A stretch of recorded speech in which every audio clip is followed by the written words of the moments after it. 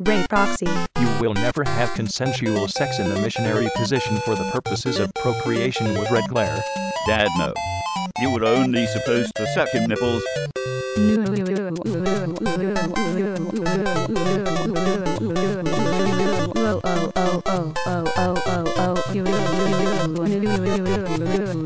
This is my trigonal. So how many times do you think the dildos have been inside Hussy and Hal Truth, respectively? Homestuck General, how do I find a girl who wants to fuck me in the ass with a strap on? At least lesbians have more than 2 holes to put stuff in. You faggots are just jealous that your sweaty, hairy men will never be anything close to the soft, supple touch of a woman. Supple touch of a woman? I need a big, hairy man, though. That supple touch thing sounds kinda faggy.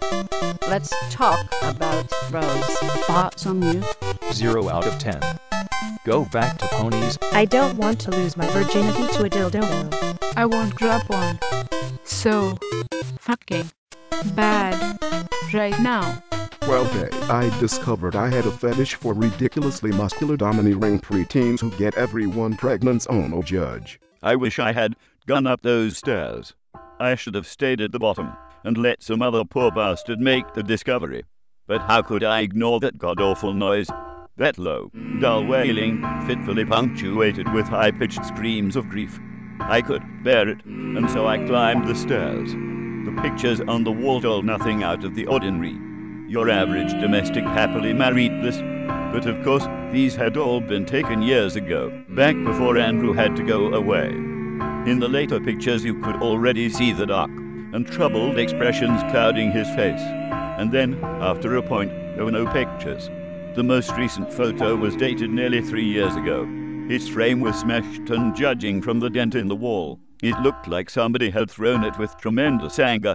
It was the most recent picture of them, the last one taken before Andrew was taken to the hospital.